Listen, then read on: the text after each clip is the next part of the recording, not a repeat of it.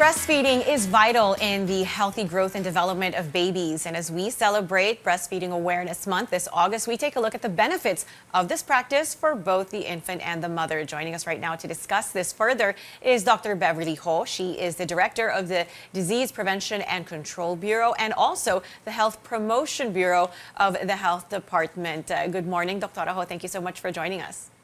Good morning, Ria. Thanks for having us. Now, we've been hearing all about the importance of breastfeeding, especially during the early days and months of baby. Really quickly, could you just take us through the benefits of breastfeeding? Absolutely.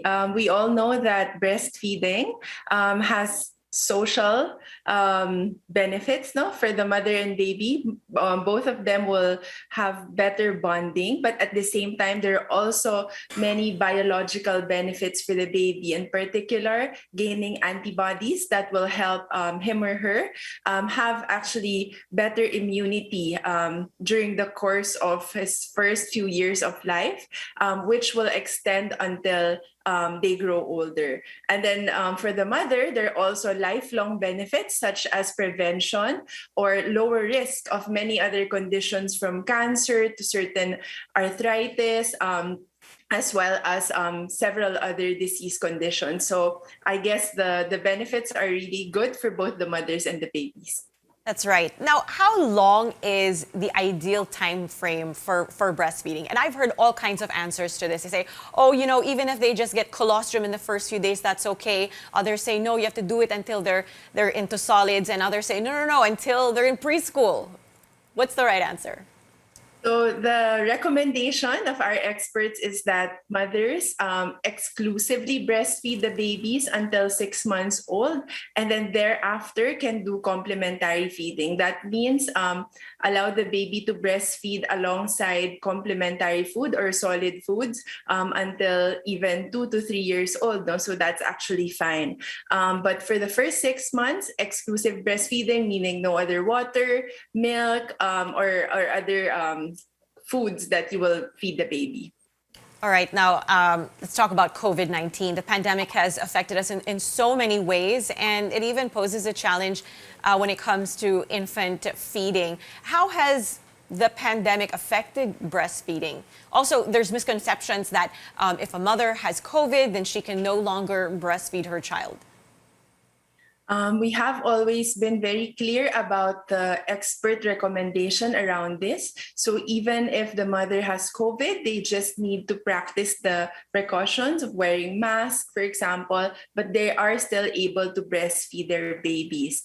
In terms of the impact of COVID-19 pandemic, we know that from our data, people have been afraid to visit healthcare facilities. And we also know that breastfeeding, for example, while it may look as if it's natural, but many mothers will actually need support or counseling from their healthcare practitioners or even fellow mothers groups. No? And this is where we're seeing a potential gap during the pandemic because many health centers either have closed down on certain days or have withheld services because they were providing other COVID-19 related services. So in replacement of these, there have been many online sessions that have been organized by many of our partner mother groups like Breastfeeding Pinay, Latch, etc. No? And so these have sort of like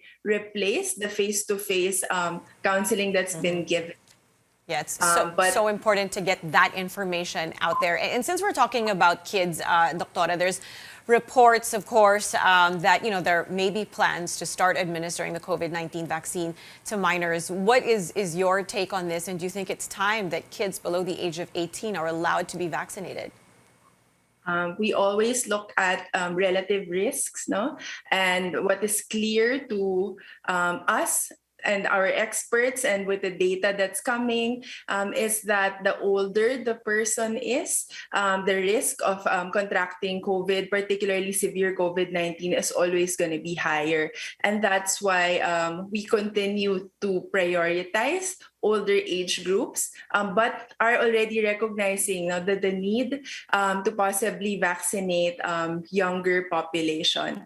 But we will do this in phases, likely because we need to make sure that those who are at most risk really need to be vaccinated. Otherwise, they will continue to be the ones going to the hospitals, and it will be very difficult for us to get out of this like surge of cases. That's right. There are certain priorities when it comes to that. Thank you for your time this morning, Dr. Beverly Ho of the Department of Health.